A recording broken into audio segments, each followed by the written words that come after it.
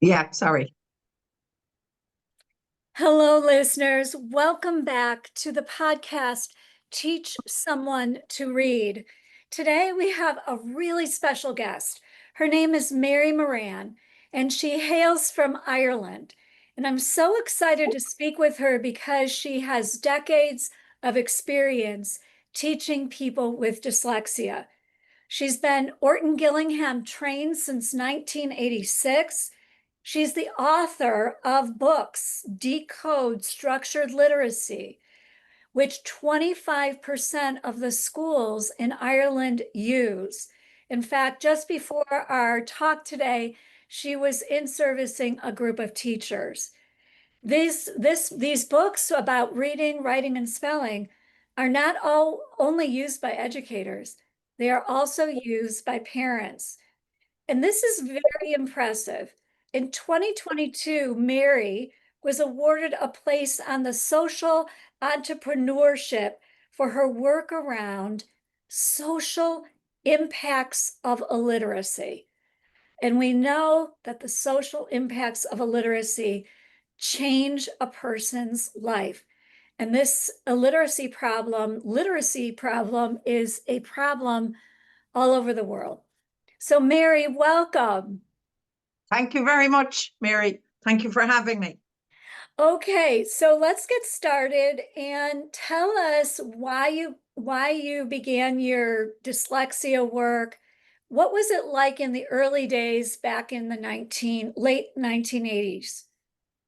Actually, it's a pretty unusual journey. I wasn't a teacher. I was a civil servant. I had a really good job. I was very well paid, and I was doing it probably for 7 or 8 years, but I was really bored. And my pastime was horses. I did a lot of show jumping and stuff like that. And I met a lady from Boston. Her name was Kate DeBloy, and she was teaching teachers in Boston on how to use Orton-Gillingham. But she loved farming and the rural life, and in particular horses, race horses in particular. She came to Ireland a lot on equine holidays, and I met her through horses. And she decided to move here so she would have that sort of a life. And she thought that she'd be able to train teachers when she came here. And the Irish government was very odd. The Department of Education said, no, we have no value on you because you don't speak Irish, our native language, which I'm very poor at. Most people are very poor at. But to be a teacher, you have to be fluent in Irish. So they dismissed her, which was a really big mistake. And she started teaching children how to read through the health clinics here, and became very quickly overwhelmed with the volume of children that couldn't read.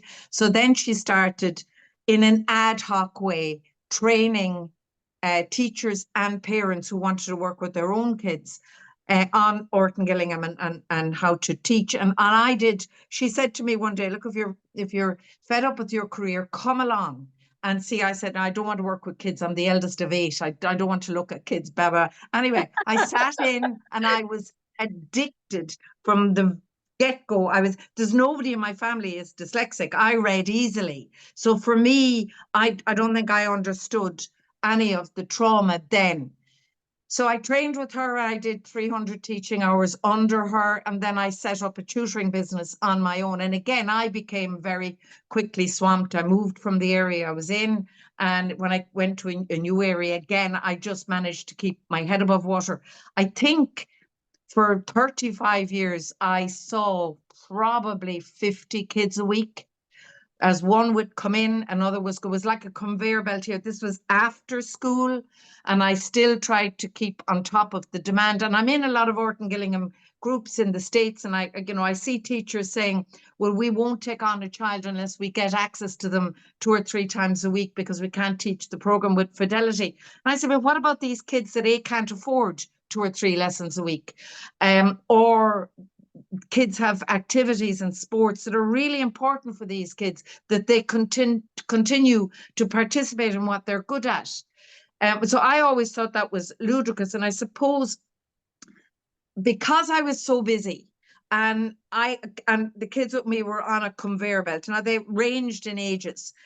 My I think I honed what I was doing to get results really, really quickly. And all of the first stuff that I ditched was all the tactile sensory stuff, because that requires a lot of time with the child. And I felt I'm not getting the benefits of that sort of work. So I sort of treated the brain very much like a computer. If you program this computer as quickly as possible and as efficiently as possible, you're going to get a readout. And because of that, my results were very good. And usually I turn kids around within a couple of years, because there's always more kids waiting to get in the door. So I turned them around quite quickly and got rid of them. And then the next kid was in. And I worked in a cave for the most part, because of all of the people that Kate taught, very few ended up tutoring or in a teaching profession.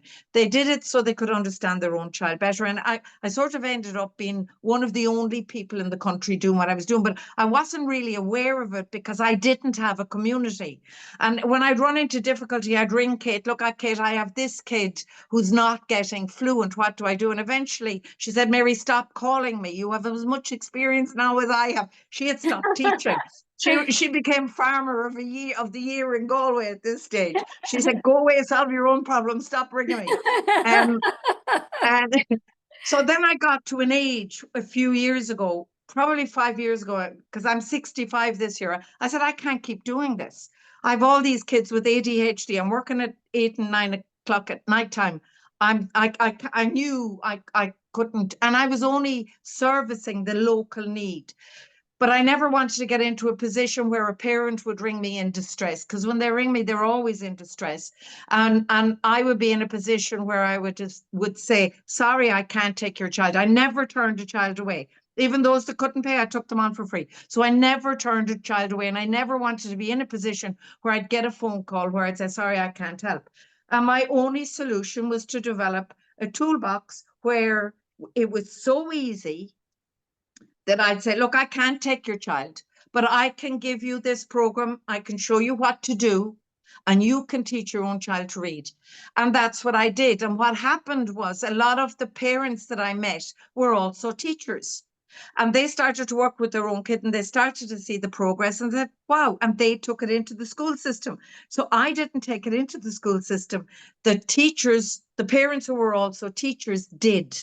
And now I have wonderful testimonials from teachers that are, anyway, but the program was designed for parents. And what I'm noticing, and actually it makes me feel a little bit guilty of what I said to the teachers on the Orton-Gillingham forums. Look, if you can only do once a week, do once a week, because the parents that have access to their children and can do 15 minutes a day, they are making way quicker progress than I ever did, because they're having little increments of time with the child every day.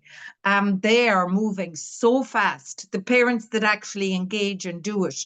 And these are often parents with ADHD, with dyslexia.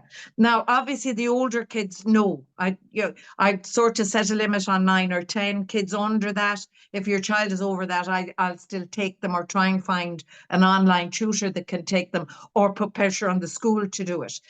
But the younger kids, the parents, and some of these parents, as I said, are dyslexic. They're learning with the child, which is lovely. Mm-hmm. And they're doing a great job, a wonderful job.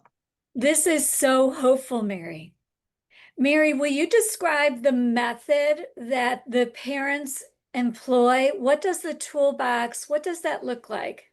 Okay, well, initially each book one, each book, the first 7 books comes with a set of drill cards. And this is my trick for B. Oh, yeah. Good. Yeah. So I said, stop with the bed. They still don't know which is B and D. Just give them one option. So so book 1 is CVC. In book 1, the vowels, the cards, the short vowels are pink, the other letters are black. But throughout book 1, so I teach them how to build words. This is book 1.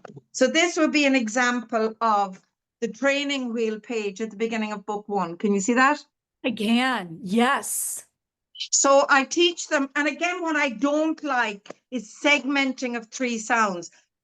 Act, cat. Some kids will make the transition over to doing it mentally, but a lot of kids, you'll have rabbit, rabbit.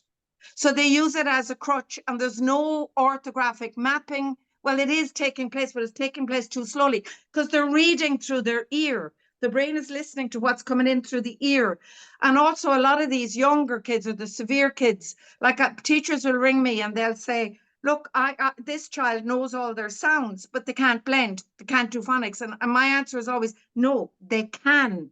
What are you asking them to do? I'm asking them to do 3 sounds. They can't do 3 sounds.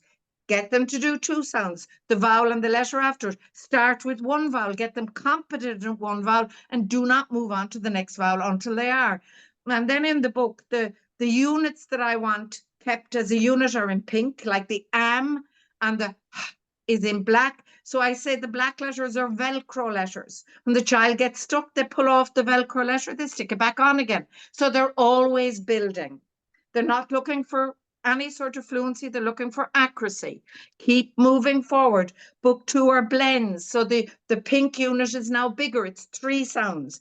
And the blends, like if the word is stand, maybe TAN is the unit, and the black letters are the S and the D. Well, not necessarily. The initial consonants, the initial blends will come as black. So they can, if it's blob, they'll do ob, lob, blob. So everything, it's like building a word with Lego bricks. Yes, yes, So yes. then we came to long vowels, and I had some kids that really kept mixing up the long vowels, and they got so confused. So I said, right, I set up this system where each long vowel family got a color. So the I's are in blue, the U's are in purple. These are the 3 cards. The O's are in red, the A's are in orange, and the E's are in green. So for the long vowel started book 3, the drill cards are all in color. They associate first, initially they're reading a color, but by the end of book 3, the brain has ditched the color and has mapped the letter strings. But what the color allows you to do is, if they're reading a magic E word, the brain doesn't have to stop and go, is there an E on the end of that word? Okay, the E is going to hop back over the V and change the A in K from an A to an A. That's a lot of cognitive process, which slows down the amount of words that you can read with the child in a session. If they're reading a color, they read a lot more words. So they're being exposed to much more letter strings, and the orthographic mapping takes place much, much faster. And in book 3 for soft C and, or no, sorry, book 6 for soft C and G, that this is the other thing that gives a lot of trouble. So when the G gets soft, it gets hollowed out like that. Oh, and when nice. it's hard, it's bold black. So if they're reading a column of words with soft G and hard G, the soft G will always be in a hollowed out soft look, and the hard G will be in a bold black look. So they don't have to stop. Like for a long time with kids here, if they made a mistake, which they did all the time because they guess, they'd have to look at a poster on the wall. What letter is after the G? Does that letter change the G from a G to a J? Now they just look at the visual of it. And by the end of book 5, because of the visuals and all of the exposure that they've had through the book to reading G and J, the brain has mapped what the G says subconsciously, because these 3 vowels are after it. It's not a conscious thing, it's a subconscious thing. So it's treating the brain like a computer that you're programming. And then you're getting the readout. And the parents love it because it's in book form. So it's turn the page. They don't have to plan anything. They finish on one page, they start at the next page. The skills are all systematic. And each book has a set of drill cards. So my advice is keep running the drill cards through most of the program, but add the drill cards for book 5 while they're working on book 4. So when they get to book 5, their sounds are automatic. They don't have to stop and say, oh, what does that say? Yes. Because they have it said so quickly, it's automatic, and they can concentrate then on building the word. Wow. Okay, so the parents, do you have to run workshops to train them, or they are able I have I meet them. So I'll meet them.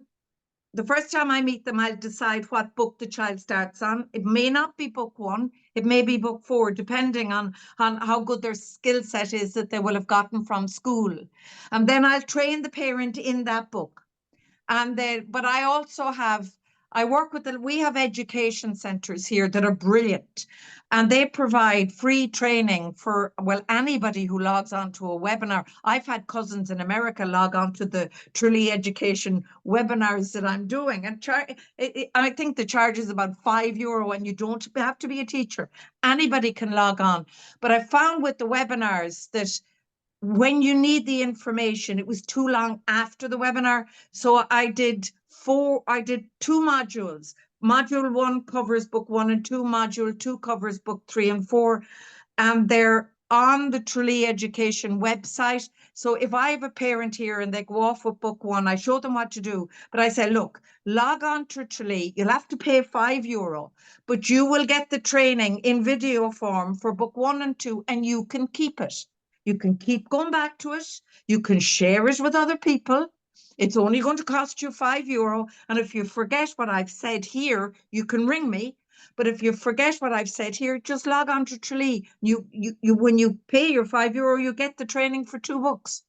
Wow. So did you incorporate Orton-Gillingham, the process into your book? So this approach, and I always point out to people that Orton-Gillingham is an approach, not a program, whereas Wilson and Barton and Sunday and Linda Mood Bell are programs. So how did you weave in Orton-Gillingham with your materials? Well, Orton-Gillingham was the training. So without Orton-Gillingham, because I read easily, I mean, I was one of the 25% that was a good reader, very young. So I didn't know that C changed its sound because of E, I, or Y. My training with Kate taught me that stuff, taught me all the spelling rules. So now I had the skill set that I knew I had to get into this kid's brain, that is the computer, to program it. I knew what I had to teach. It was up to me to find a way to deliver it in the best possible form. And the funny thing is, when I wrote the first 4 books, I went down to Kate to review them for me and maybe give me and she looked at them, and because of all the color, she said, Mary, I can't review these. And I said, why? She said, I haven't a clue what you're doing. But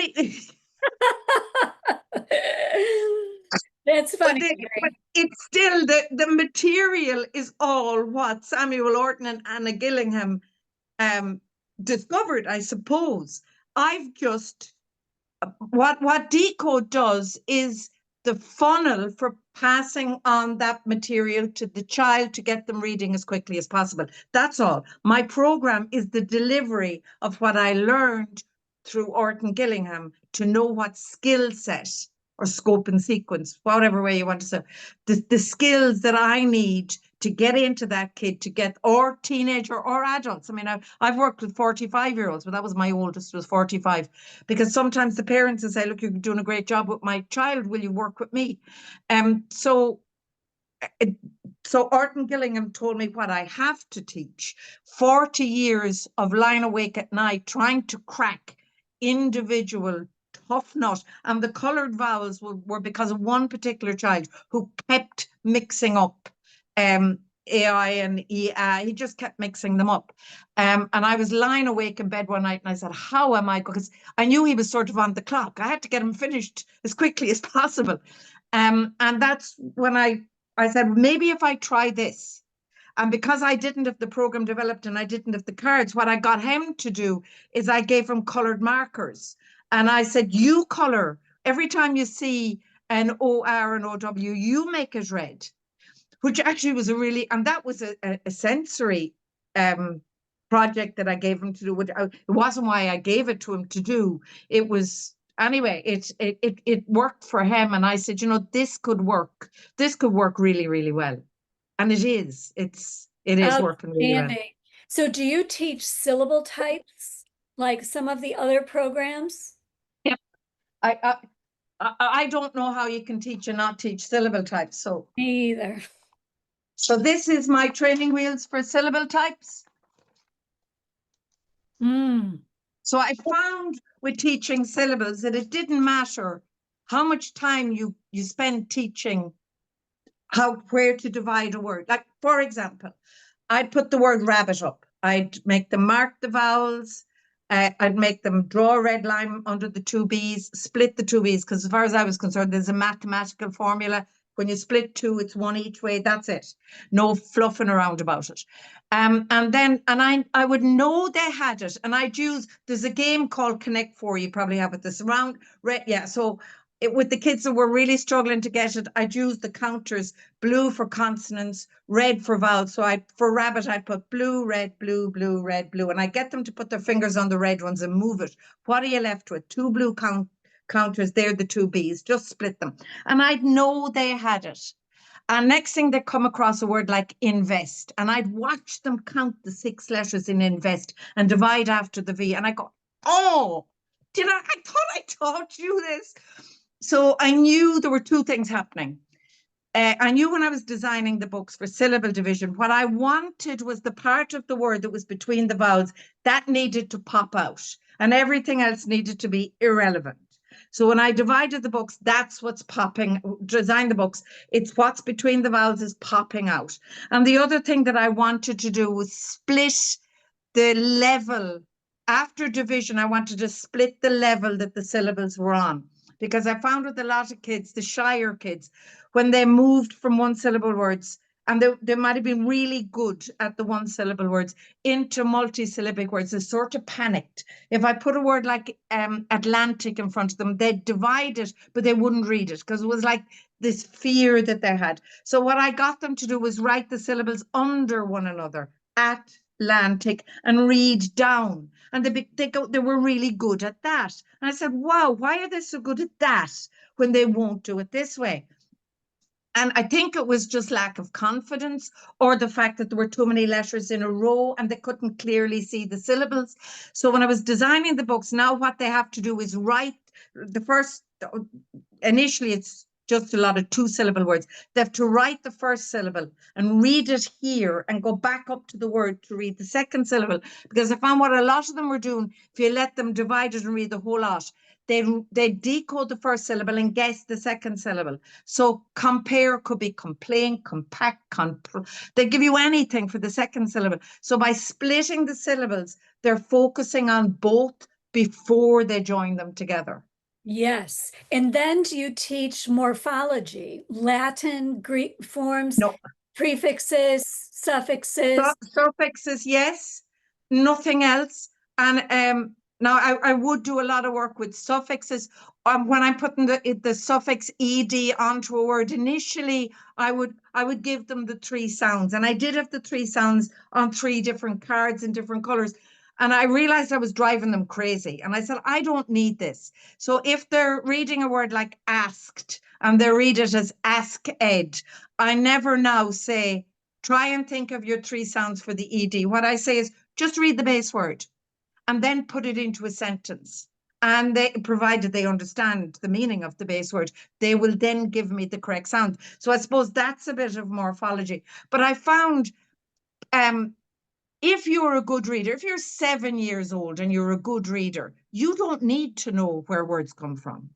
And if you're treating the brain as a computer and you're looking for a readout, you don't need to know the origin of the words. You just need to program the brain to give you the readout. Interesting.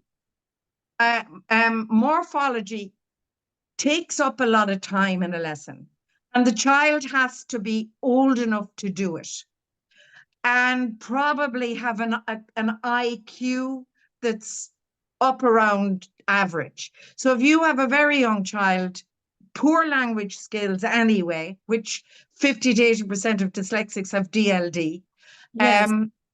And you don't have a lot of time with them, I think morphology is an absolute waste of very good time. You're thinking about solving the problem in a different way. If you treat the brain as a computer that you're trying to program, you don't need any of that. You just need access to the programming system.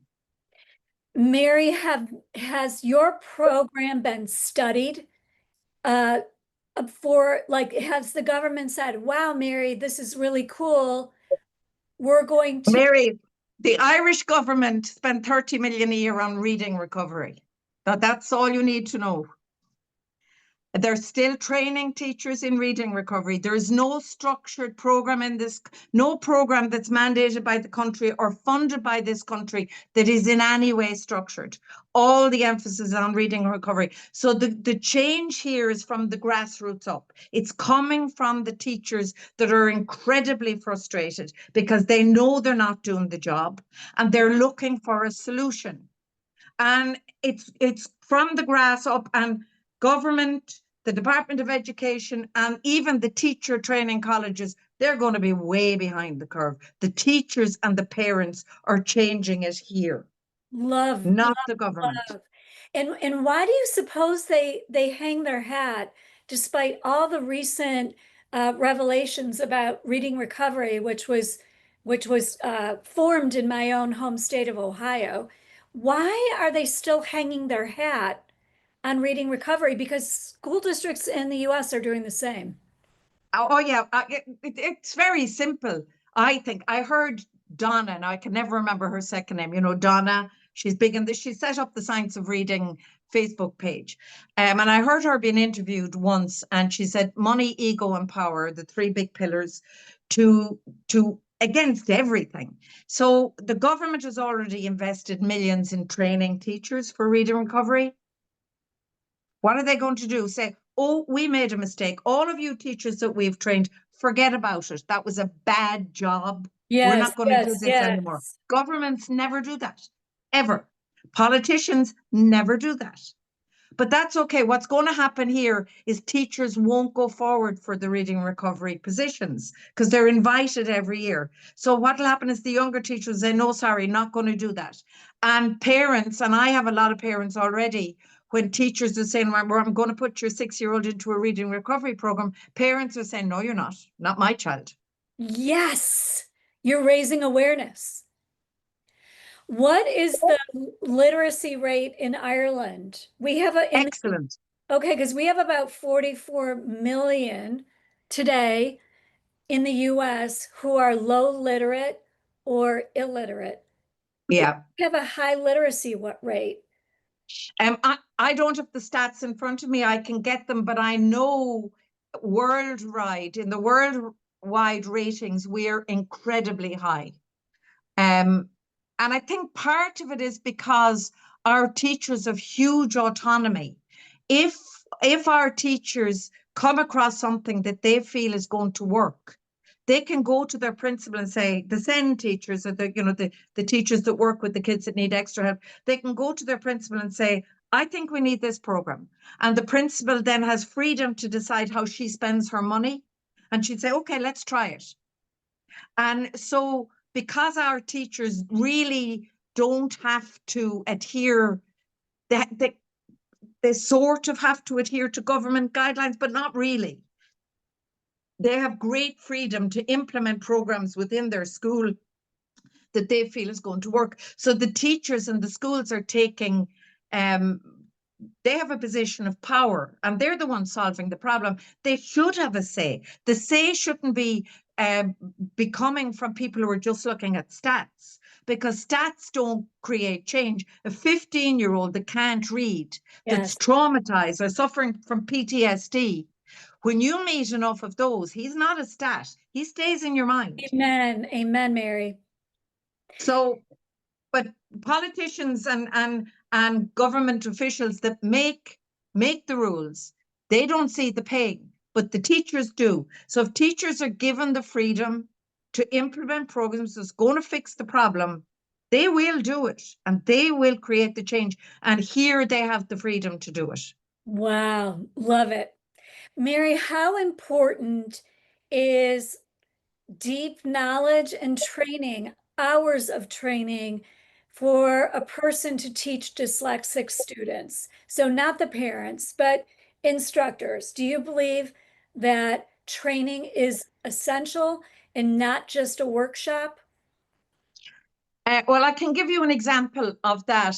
I gave a talk to parents a couple of years ago, and one parent came up to me afterwards. She was probably in her mid-50s, and she'd 7 children, which even here now is a lot. And she said, I think all my children are dyslexic and they're really struggling. Now, they were all getting a little older, and they'd gotten through school, most of them, because they were very bright. But she said, because of it, I'm really interested. And she worked in a school. She was a graphic artist, but she worked in a school as a helper. So here they call them SNAs, and schools get a certain amount of SNAs if they have children with complex needs, such as children with autism that can't get around the school, stuff like that. And she said, I'm really interested in this whole area, and I'd like to start, if I can, in the school, helping some of these kids learn how to read. And because I'm always desperate for tutors, because I still get parents ringing me with older kids that I know I'm not going to take now. If I had a bunch of tutors, I'd say, oh, great, I can give you a name. So anyway, I said, look, Helen, if you sit in, now she was at school all day and she had to travel about 40 minutes. If you sit in once a week on some of my lessons and just observe, I can go through the theory really quickly. There's very little of going through the stuff because the books are laid out in a way that you don't need it all together. You just follow the books.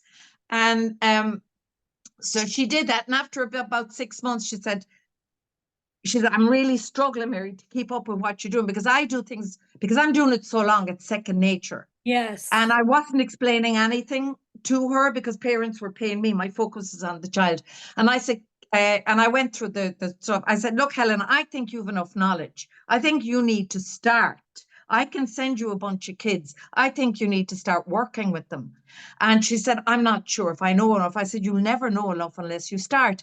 And she is brilliant. A year and a half, she rang me up afterwards and she said, you were so right. She said, all of these kids are so different that you can't just be trained in a sort of a program and be rigid. You have to be able to adjust to the child that's in front of you.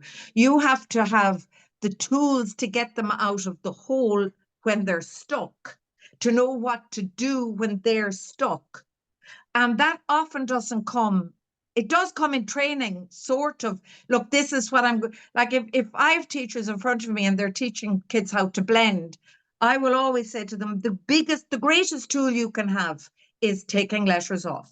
Always. If you have a child reading down through a column of words and they hit a word where they make a mistake, don't tell them to do it again. That's guessing. Show them how to get in with their little finger and take letters off. And if you show them how to do that, they carry the toolbox around with them everywhere they go. Interesting. And she didn't get any workshop, really. She sat in with me, but the teachers that are now doing it in the schools, the parents that are making the most progress, they're not getting workshops. They're following the progress of the books. They're looking at online videos. If they're stuck, they can ring me. If they're really stuck, they send on a little video of their child doing it. And often I can say, no, this is what you're doing wrong. Usually they're letting them guess too much. They're not stopping them. This is where you're making the mistake. Stop that. And no, there's no training, really. No workshops. But it sounds so one of the issues in the United States is that school districts are saying to parents of children with dyslexia, hey, this person is trained, and maybe it's a 3-day workshop. But as an advocate, I work across the country, and when people are just throwing spaghetti, well, we'll do these cards and maybe I'll pull these letters, and they've had the 3-day workshop, there is absolutely no change in progress for the child because they're not following a systematic plan. And so I just posted this morning on my LinkedIn, we have to stop misleading parents in the US and saying that these teachers have dyslexia training by sending them to a 12 or 16-hour workshop. They have to understand the materials, linguistics, and why they're doing what they're doing. Because what's happening is kids are on an individualized education plan and for 2 years, and there's very little growth. And they're so far from grade level. So I say to parents, really, the job is to close the gap, to close Oh, yeah. Yeah. the gap. Yeah. Where can people find your materials, Mary? They can email me. Okay. They can ring me. Okay. As teachers are always emailing me, I'm stuck with this child. He can do this, but he can't do this. And my follow-up email is always very short. This is my number. Ring me. I can't give you advice in an email because I need to know what's going on. And email advice isn't competent advice. I need to talk to you. But you can email me. I have a website, but you won't be able to purchase off the website because it's, but I mean, that's not an issue. You can email me, you can ring me, you can go on to Tralee Education Centre and get the DCode Module 1 and the DCode Module 2 and have a look at them and see what it's all about. It'll cost you very little money. It's €5 for one module. If you're struggling with finding the module, you can email me and I'll send you a link to the module because there's a lot of stuff up there and sometimes there's webinars and stuff. But if you put in DCode, and it's DCODE, not DECODE. So that could be an issue that somebody is making. I mean, I hear a lot of people say, dyslexia is very complicated and you need to know what sort of dyslexia it is before you start solving the problem. I think that's absolute nonsense. I think if there's a deficit in reading and spelling, and that's what it is, you get in with the systematic program, you teach them all how to read the same way. You might have to alter what you do.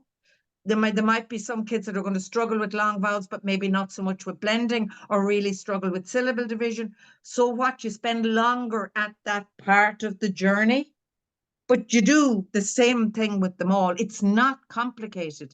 It's so simple that it's actually a travesty. It's like some big state secret that these kids are complicated and difficult and that they're going to have other issues.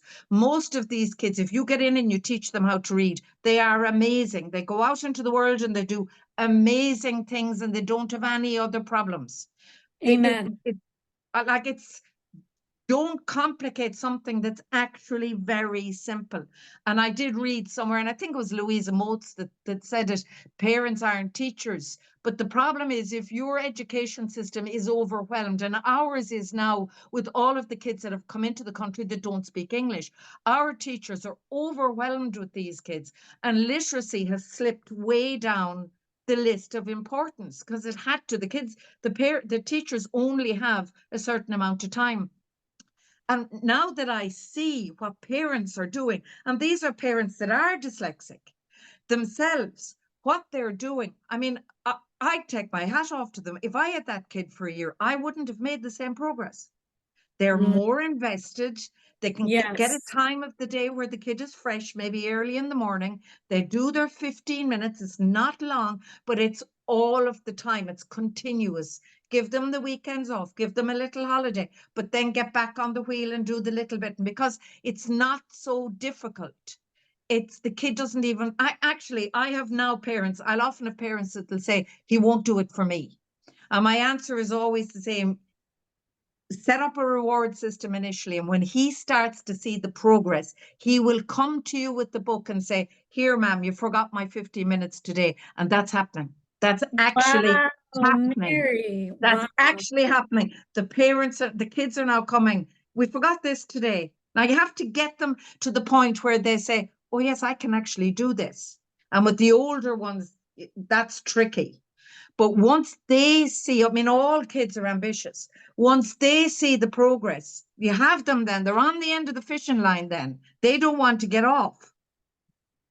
In your books, do you have passages, decodable passages, stories for them to read? Yeah. Okay. And books 1, 2, and 3 have a set of 10 decodables. And actually, that's a lovely story. We do Ukrainian. When the war broke out in the Ukraine, we took in a Ukrainian family, no English, a mother and 2 daughters. And the daughter was 17, and she was a beautiful artist. And I wrote 30 decodable storybooks to align with books 1, 2, and 3. And she illustrated them all. She did 300 illustrations. Wow, Mary. And Oh, that's a picture of her. That's her story. oh, And because of the beautiful. work that she's done, she's now been picked up by a publisher and a children's artist or a children's author who's writing 3 books. And she's going to illustrate the 3 books for her. Mary, you are a catalyst for change, truly. Well, I got 300 wonderful illustrations. I did pay her, but I didn't pay her for it. But you know what? You gave her a safe harbor amid a very difficult war. Yeah. Still ongoing. Yeah, unfortunately. Yeah. Mary, I love your posts. So Mary is also on LinkedIn, and that's what drew me to her, because she has quotes that look like Instagram posts on LinkedIn, and they always are very, very thought-provoking. So I urge you to, if you're on LinkedIn, to check out Mary Moran. And Mary, I ask you just to send the links to Truly Education Center and some of your other links so that I can post this in the show notes. I'll do that. I'll send you. I get my husband. I don't know where the on switch. I'm on a Chromebook here. I don't know where the on switch on a computer is. I'm really bad at that. It's But okay. my husband does all that for me. So I'll get him to do it. You know what? You are a breath of fresh air. You're offering hope to so many who are desperate. And I They see, shouldn't be. The sad thing is they shouldn't be desperate in the first place. They shouldn't be desperate. I This agree. is such a simple problem to solve. I It's agree. not complicated.